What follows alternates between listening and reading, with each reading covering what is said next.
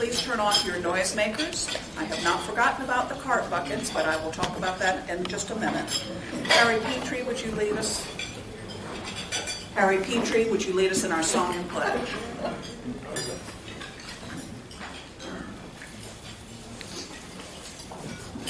Good afternoon.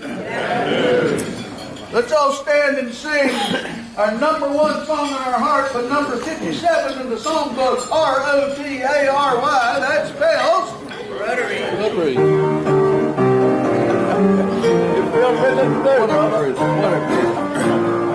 All together. R-O-T-A-R-Y.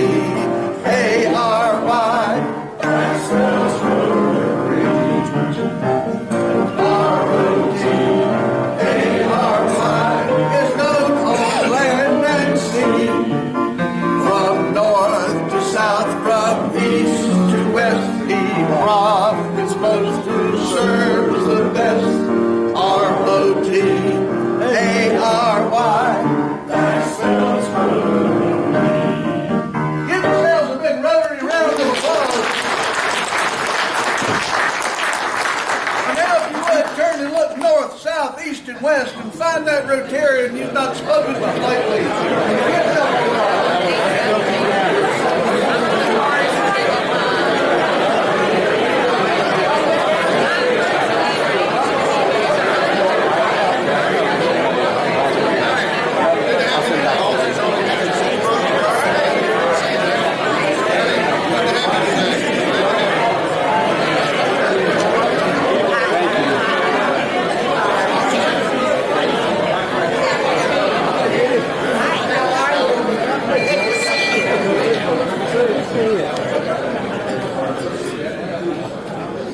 And now, if you would, please join me as we recite the Pledge of Allegiance to the flag. I pledge allegiance to the flag of the United States of America and to the republic for which it stands, one nation under God, indivisible, with liberty and justice for all. Robert King has our invocation. Would you pray with me? Father, we thank you today for this opportunity to be here together. We thank you for Rotary and the opportunity to serve in our world. We pray that you will bless our guests. We thank you for the work that they do. We pray for peace in the hearts of our communities and in the world. Where there is suffering for the people of Nepal and everywhere in the world, that your children need your touch. We pray that you would bring them mercy and peace. We now pray that you will bless this food and nourishment of our bodies and strengthen us in your service. For it's in Christ's name that I pray. Amen. Amen. Richard Abernathy, Health and Happiness.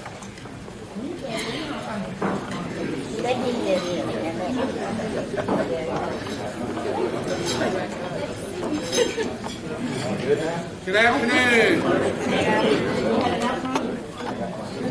I would just like to go on record and say that we should all be ashamed of the way we sing that song today. It reminds me of an old man in church that won't look at the hymnal. That's what we sound. There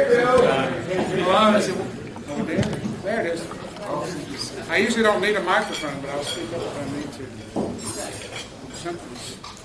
David Christie must have been touching the microphone. He breaks things there at First Methodist when he touches it. Is that any better? Okay, that's better. Okay, thank you. All right, we'll try to make this quick. I know we've got an extra long program, so we'll try to move along quickly. I know we've got some visiting Rotarians. The only name I got was my buddy Clay McLean. Where's Clay? Stand to be recognized. I'm just going to ask other visiting Rotarians if you would just identify yourselves, please. David, are you? David Stoltz. David Stoltz. Any others? Yes, ma'am. Dana Guthrie with the Forest Virginia Club. Glad to have you with us. Any other visiting Rotarians? I know we've got some guests of Rotarians, so let's go to that. Who's got a guest with them? Okay, all right. Yeah, in addition to our illustrious district representatives, we have Cam Chandon here, and he is from the Lake Norman Huntersville Club. He's the president nominee and the Rotary Foundation chair. We have Chris Jones, Lake Norman Huntersville. He's an overachiever, past district governor, bulletin editor, club communications officer, and PR chair. We have Barbara Dresser, District Governor Ken, and his wife Barbara, his governor's aide. Ken is a member of the North Mecklenburg County Club, but Barbara's in a different club, and apparently being the governor's aide has driven her to drink. She is in the Huntersville Happy Hour Club. Also at our head table up here in the front, we have Lee Babington, who is R.B. Babington Sr.'s grandson. R.B. Babington is the man who is responsible for the North Carolina Orthopedic Hospital being built. We also have Glenn King, George and Judy Miller, who were instrumental in the battle against polio here in North Carolina, and as previously mentioned, David Stoltz, who is a polio survivor. So welcome to all of you.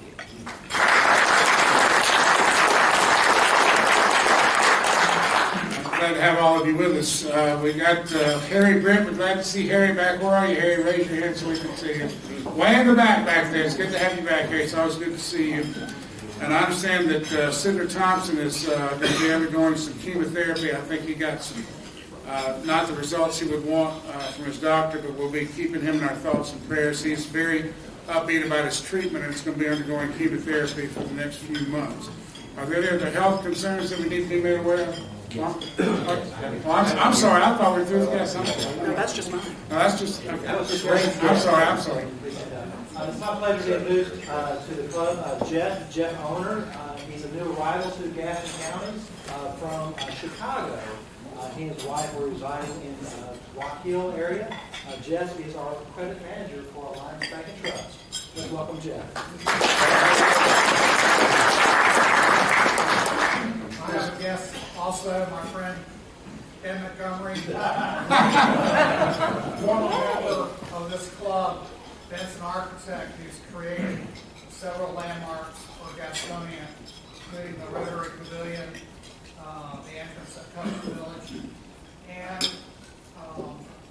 he donated plans for the pavilion at the Rotary Garden, and I don't think he's received thanks yet from this club, so I think he needs to have a whole lot.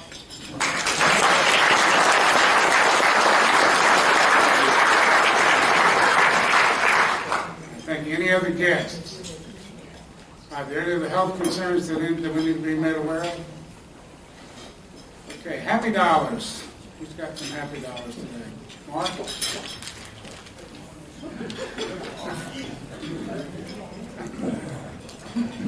We all feel boxed in at times. As our sports season comes to an end, our golf team won the conference championship, but not to be outdone by our tennis team, which won the conference championship. And the soccer team's playing today for the soccer conference championship.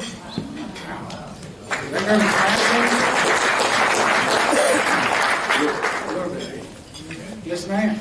I have happy dollars because Tuesday night, the Tuesday night Rotary, or the Drinking Club Rotary, presented Max Craig with the Paul Harris Award and gave it to Emily and Hugh, and Max actually worked on the very first service project that club did. So that was very special for me to get to be part of that presentation. Thank you, ma'am.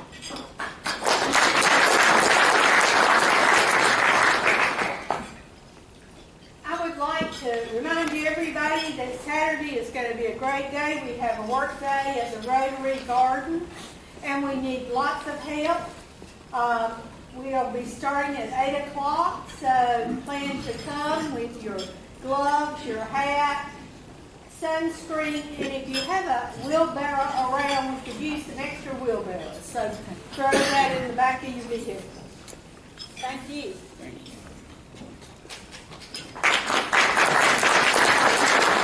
Any other happy dollars?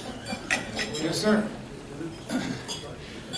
This happened quite a while ago, and it was never in the newspapers. And when I first heard it, I had to laugh. And that laughing makes me happy. So that's the reason I have happy dollars today. I hesitated about telling y'all this, but after hearing so many stories from Ellis Fisher, and then also when Reggie Gaither got up here and told us about this poor guy out there in the cemetery crying over the grave, I felt like I could tell you this. This is actually about two of our fellow Rotarians, Locke Bell and I don't see Judge Jesse Caldwell, but it's about them. And there was this young man, Bobby Jim, who was lived out in the country, had no education, and lockup bail brought him before Judge Judy, and on a charge of you won't believe, fornication. Well, Judge Judy, being the nice guy, fair guy, he asked Bobby Jim, he said, "Do you understand this charge of fornication?" He said, "No, sir." Well, Judge Judy told him, he said, "Well, that's like having sexual relations with horses and cows, sheep, pigs, chickens." Bobby Jim looked up and said, "Chickens?"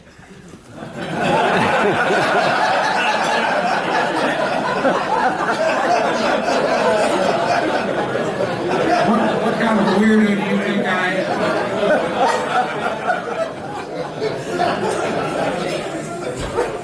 Okay, any other? I think that's the happiest dog I might have ever heard. I've never heard that. All right, if there's nothing else to begin the club, I'll turn this back over to Susanne. Hey. I'm just going to act like that never happened. Yes, sir. I would like the club to know that that gentleman's story did not originate with the Health and Happiness Club. Disclaimers all around. I would like you to pass the cart buckets. Put your change for cart in there, but I also know that a lot of you forget to bring your checkbooks when we have special collections. So, to remedy that little challenge, on your table you will see a form where you can pledge your support to end polio now. We will take this through our foundation and we will send our check in all at once. So please, if you would like to be part of making history and eradicating polio, especially after today's program, I encourage you to fill out a pledge form and please put this in the cart buckets to be collected at the end of the meeting. Spring Social, last call. Sign-ups back at the Sergeant at Arms table right next door. It's going to be a beautiful day next week according to the forecast. Laurel Hill Farms, if you have not been there, you are missing something. So please join us. We'll have a fabulous meal and live music and wonderful fellowship. The Shepherd's Men run was very successful. There was a small but enthusiastic group of people welcoming the Shepherd's Men on their run to the Shepherd Center in Atlanta. We will hear more about that on May the 14th. District Conference, I was so proud of you guys. Even though you weren't all there with us, we brought home some good bling. We received the Presidential Citation, Youth Service Award, and other.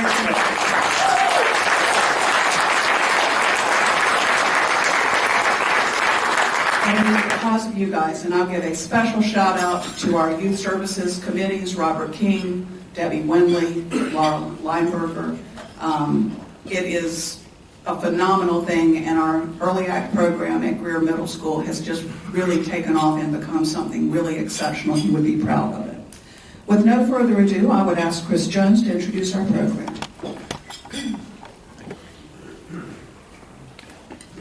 Good afternoon, Rotarians and guests. It's great to be back with your club again. It's always exciting for me to come, and I get a little giddy in the morning when I know I'm coming to your club. So thank you for being so warm and inviting when we come.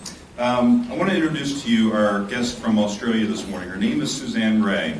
Now, I'm going to give you a little bit of background on Susanne in terms of some of the things that she's done in Rotary, and then I'm going to tell you a little bit about Susanne the person.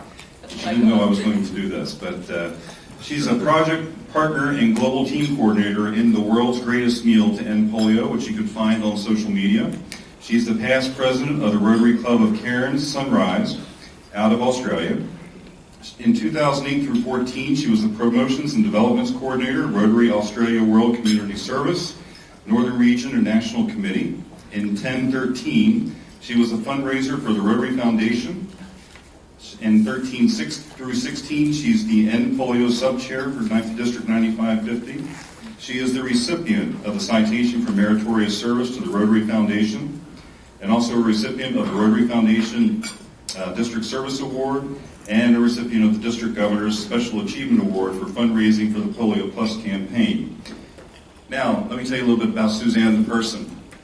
we drove over to Fayetteville on Monday, Ken Dresser, Barbara Dresser, myself, and my wife, to meet with Dr. Nichelle Pandey, who is from India, who I had a chance to meet last year while we were in India on National Immunization Day. Hey, Charlie, I didn't see you before. How are you?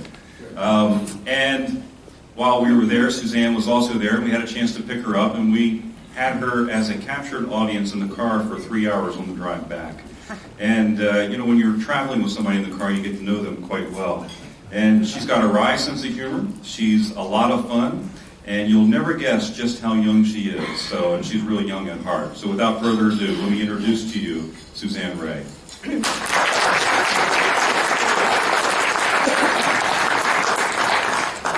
Hello everybody, and I'm so impressed with the size of your club. My goodness, I think I'm at a district conference. Thank you all for coming out today, and I've heard a lot about your work with your community garden and your work through the foundation. I'm a foundation animal, so I'm very impressed with your Paul Harris Society group there. And to the people that were so involved in North Carolina a long time ago when polio was ravaging the kids and even the adults in your community, a humble thank you. I was one of those children in England who contracted polio at the age of 4. Through good care in a Western hospital, I was able to come through and cope with life for a long time. However, there is something which some of you know about and some of you don't. When people who've had polio sometimes get this thing called post-polio syndrome, and it's a really cruel thing because it comes back to strike you again. In the background you'll see some meals that people have been kind enough to put together through my program and donate money. And as they're donating money, they are helping to end polio for the children that are currently mainly in the under 5 group. Some good news is that the polio numbers are down this year. I've just read the latest, it's 22, which is severely good compared to last year.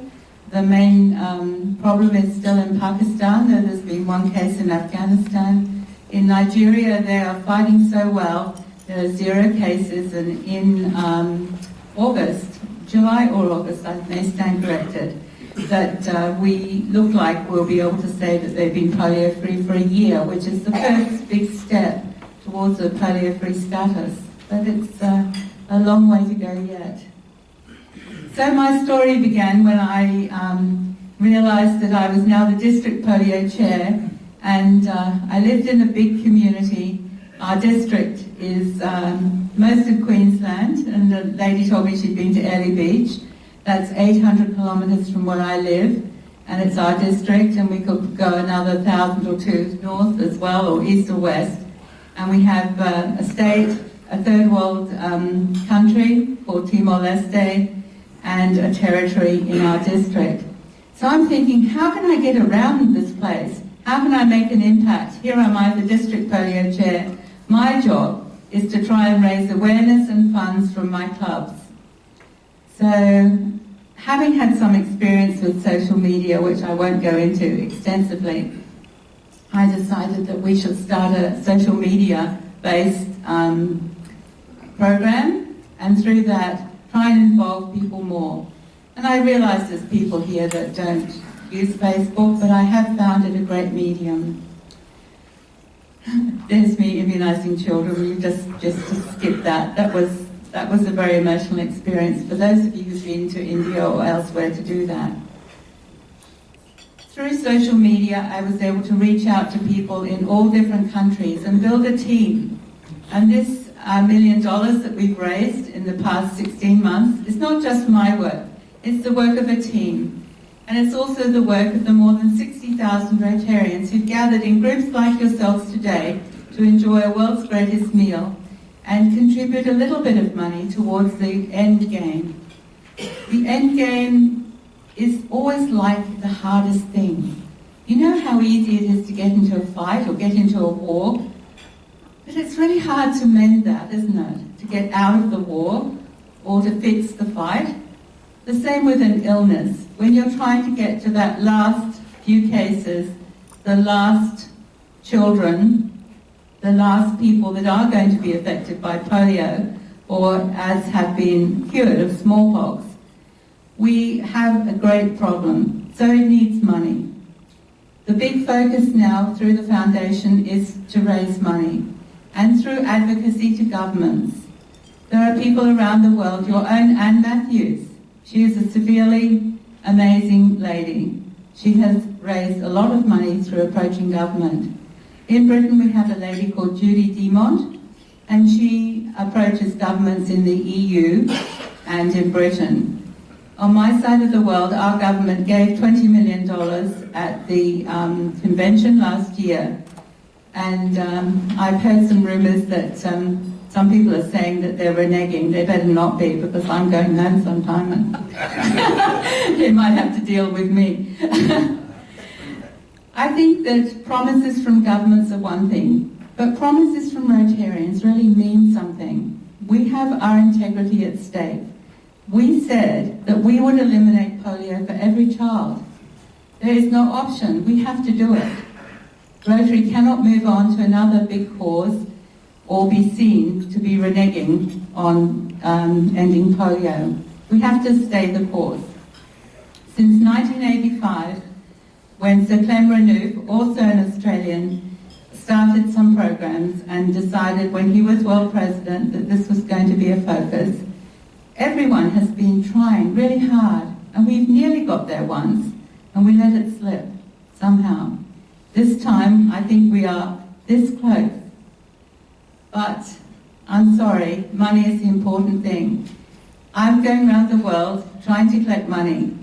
Facebook is one thing, but personal appearances are another, and I find through appealing to you as people, one-on-one, that it is really helping. If you like what I'm doing through this World's Greatest Meal, you can also do this yourselves in your own homes or in your own communities. You can invite friends around for dinner, ask them to bring a dish, for instance, and then ask them for $10 towards polio. It's so easy and you have a lot of fun. There's so many ideas out there. We have a website called wgmeal.com. It comes straight up on Google. We've obviously done something there. And I'm sure Ring or any of the senior officers here will be able to help you if you need to sign up. Then you have your meal, you take a few photos, you let us know what you've done, but most importantly, you send that money into the Rotary Foundation to the Polio Fund. And there it's tripled by that wonderful Bill and Melinda Gates Foundation to which we owe so much. So every $1 or $10 gets tripled. It's easy to say $1 becomes $3, $10 becomes $30. A course of polio vaccinations for one child costs 60 cents. It's not a lot of money. Even if you guys can only afford to put 20 cents in the bucket today, you'll have saved one child. One child is one child, and the pain and suffering that they won't have to go through is important. I also want to tell you that just recently we have crossed an amazing target, and that the USA, who I've been to 3 times, always to North Carolina. We were going to fix that today.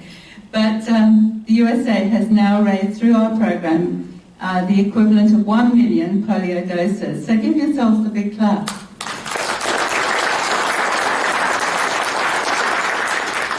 I think that is an amazing total, and that represents 1/5 of all the money raised through my program. So I'm back in the States for no other reason than to say thank you, but also to encourage more donations, because my aim is to raise $5 million in my own right.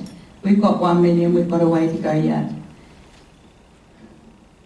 The world tour with the Rotary Flame, I'll just touch on that if I have a little more time. Thank you. I'd like Cam, who's joined our team. He's been helping me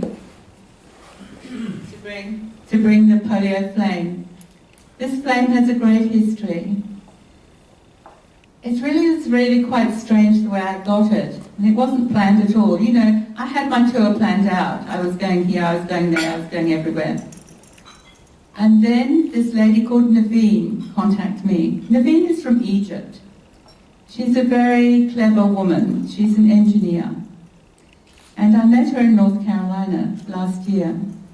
Naveen said to me after she'd heard me speak, would you like to come to Egypt? I said, what? Egypt? Wow. Just the thought sort of sent shivers down my spine. You know, Egypt is quite a random place to be going to. So I said, well, do you really mean it? And she said, yes. So we looked in our date books and we found, identified a date. I was going to be in Dubai with an Indian district for another reason. And she said, well, how about there? You're quite close. It was like 4 hours on the plane, quite close really. So we set up this date that I will be in Egypt, and she set about making a wonderful program to go here and there through the length and breadth of Egypt, talking about the world's greatest meal. But to digress, the Rotary Flame was launched in Chennai last December. This flame was handed to the world's president. And then it travelled. It travelled to Sri Lanka, to the home of Ravi, our next president, our next world president. It then went to Pakistan, to Karachi. There is a really strong polio advocate there called Aziz Memon, and he has this flame planned for Karachi. However, the Rotarians and the Reds to Pakistan were not happy about that. We want the flame. So the flame was passed around all the clubs in Pakistan, run through the streets, and then just guess this, they ran it through the Khyber Pass. I think this is exceptional work. They ran it into Afghanistan and the flame went to Kabul. This flame has a proud history in its short life. The other rather nice thing is that it was made in Australia. So I have an affinity for it. So when Naveen said to me, we need to get this flame, I said, well, how are we going to do that? She said, there's this man called Gopi, and he has a really long name, so I'm not going to bore you with that because I can't say it properly anyway. We have to speak to Gopi. If we both attack Gopi, we will get the flame. I said, all right, okay, I'm game. So through Facebook, I wrote to him and said, you won't know me, Gopi, but I want to take your flame to Egypt. Is this possible? And he said, well, I do know you. I'm following you on Facebook. So that was one big thing, one big hurdle overcome. Ooh. And switch over to the other. Sorry. Mic. Thank you. It's coming, sorry. One big hurdle overcome. So, to cut a long story short, but not that I'm going to cut it that short, I had to fly from Mumbai, where I was at the time, to Chennai, which is on the other coast of India. And the aim was that I had to prove I was good enough to take the flame. So first of all, I was interviewed by this rather serious committee of men in a very formal room. And they gave me a little bit of the third degree, but not too much. And then I had to go into a room upstairs in this gorgeous hotel called the Taj and present to their club. Now their club has a very serious dais. It's way up high for a start. And then there's 230 men in the room. So I get up and tell my story of how I started the world's greatest meal and what I'm doing and how I'm going around the world encouraging people to give a little bit of money to polio so we as Rotarians can end it. Why do you want the flame? I want the flame because it's a symbol. It's a symbol of awareness. It's a symbol of hope. It's a symbol of light up Rotary. Here we are. We can do so much more with the flame. We can attract attention, and that's really what it's about. So after my speech, they gave me the flame. The first thing they did was stand me in front of the dais and pour hot oil all over my arm, so we don't have that sort of oil in the flame anymore. I then carried the flame into southern India, and today I just got a rather interesting photo from the DG there of him and I and a couple of other Rotarians with the flame in a jeep, and we were leading a convoy through the streets of a town called Salem. Goats were bleating. They were about to be dinner. There were chickens, whoever liked chickens.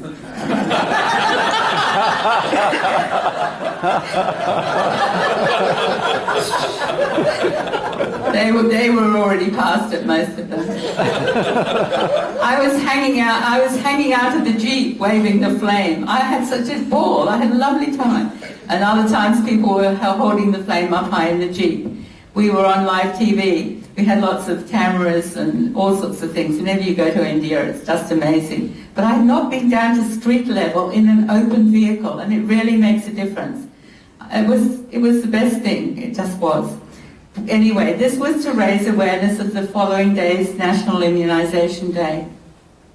Which brings me to a rather serious thing. People are not immunizing their children as they should, or at least not all of them. So I would urge you as parents and grandparents to influence those around you who may think that it's okay not to immunize, to please tell them, yes, it's not okay. The polio virus, and you've heard me say it before, some of you have heard me speak, needs no passport or visa and can be found anywhere in the world just through simple transmission. Every day there's an army of people out there going inspecting sewers. Did you know that? What are they looking for? They're looking for diseases. They're looking, including the polio virus. And they found that last year in Brazil when the World Cup was on. So don't be complacent. It can happen back here. We don't need it. We don't need it in Australia either, where anti-vaxxers are around. So I've digressed a little from my subject, but the flame then went to Dubai, and we went out in the desert. I love that photo. I had the best time again. I don't know which time I've ever had the best. Here we were in the desert doing this photo shoot. It was a lot of fun. We went to Abu Dhabi, and I tried to take the flame into the mosque, but they wouldn't have it. I was really annoyed. I was all dressed up in a black affair. Didn't suit me at all. The flame is a symbol. It's a symbol of hope. Hope that we end polio, and Rotary is the lead. Rotary has the public image. Rotary has the reputation for getting things done, and that's what we're trying to do. Since then, I've taken the flame to quite a few countries. I've been to Spain. Mainly there I spoke to mayors as well as Rotarians. I'm not quite sure why I was speaking to mayors, but they were very nice. And I also spoke to Interact clubs and Rotaractors and gave them an idea that one person can make a difference. You've got to follow your dream. My dream is a world without polio, and I'm asking you all to help me by donating some money. We can all do without a few things, in my opinion. Thank you.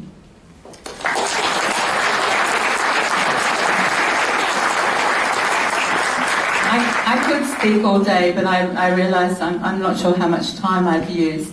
I'm very bad at things like that. But if anyone has questions, I'd be very happy to take them. Ring has told me I have some time. You do have time. You have plenty of time. Well, I could even talk longer, but... Where are the principal trouble spots now? The main trouble spot is Pakistan, and there's lots of reasons for that. There has been a lot of conflict. Polio seems to be in areas of conflict because there's not good sanitation, for one thing. The teams have not been able to get into certain areas of Pakistan to vaccinate the children for quite a while, until about November last year. And then there was a serious government push, and they sent in the army. The army displaced a lot of people who then came through, coming south. And as they were coming through, they were met by Rotarians, by World Health Organization workers, and all the children were vaccinated. I'm not sure if it's making a huge difference, but if we consider last year, I think it was 321, was it in total? Yeah. And the majority of those cases were in Pakistan. This year we've down to 21 in nearly 5 months. I think that speaks that somehow something is going, happening for the better. Is there do you want me to expand on that, or are you happy with that? That's fine, thank you. Thank you. Anyone else got a question? No? All right, well, I'll just tell you again that really I would like you to join in the program, not just today, but to think about what you could do in your small groups, your families, just to have another little event, as we call them. There have been 1,100 events worldwide in 59 countries. So I'm waiting for the 60th country.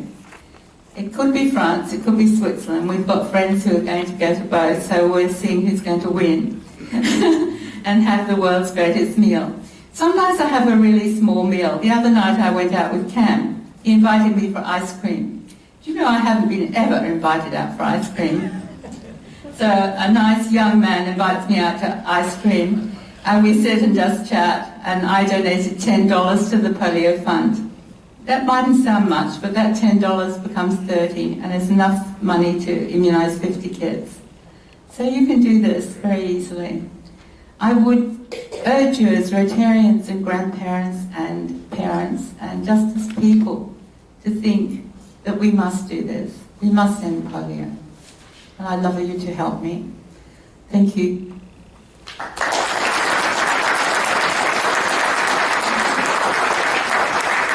going to ask you to speak to one more mayor, John Bridgman. Would you please come forward?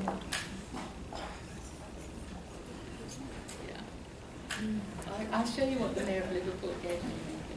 That's the spot.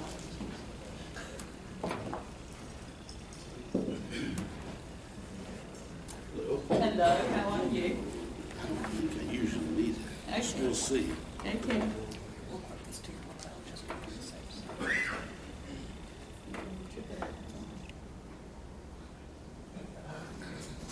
I'm more of a quiet type.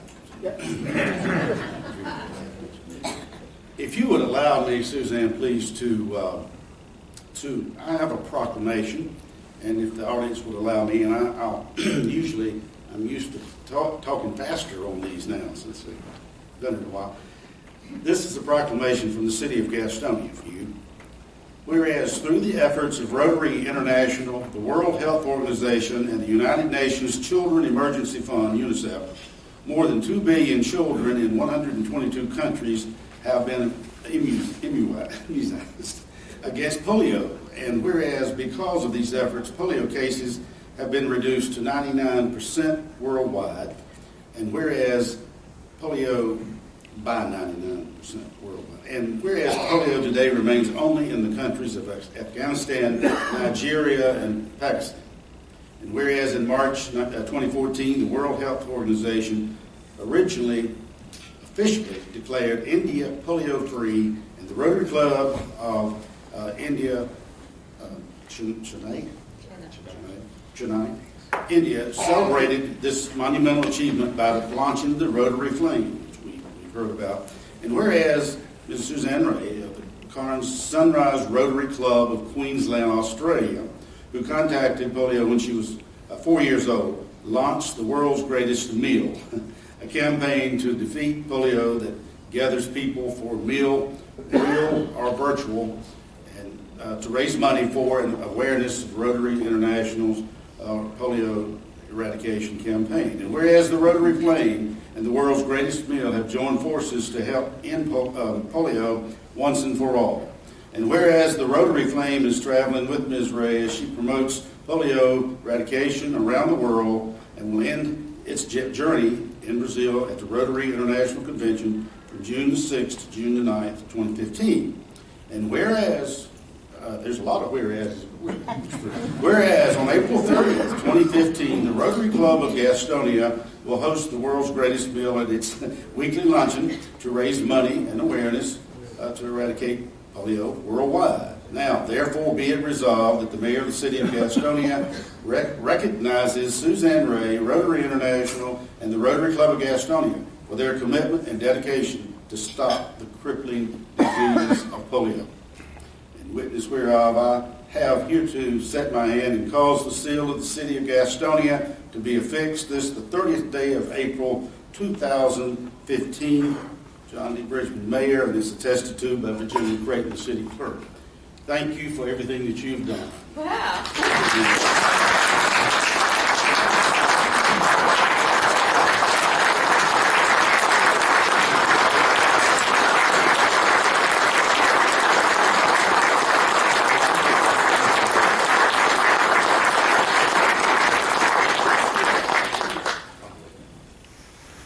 Let me say what goes with that, and I'll give you a microphone back. We also, the city itself, would like to present you with the key to the city of Gastonia. So you can come anytime and get it. Thank you very much. Where's your mother? I'm absolutely amazed at such an accolade.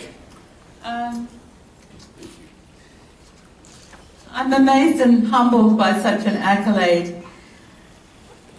I just don't know what to say. That's unusual, my dad. The key to the city has never been given to me before, and I never envisaged that it would. I'm honoured to be in Gastonia, within your community, with your strong, very strong Rotary commitment that I've heard about. To have 3 strong clubs in a city of 25,000 people is sincerely amazing, and I know you do amazing work. Thank you for the honour, and I might be back using that key.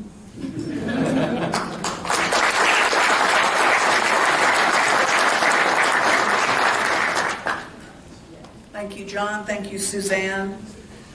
We also have a lovely parting gift for you, this history of the North Carolina Orthopedic Hospital. Thank you. You can have it autographed by some of the local dignitaries if you like.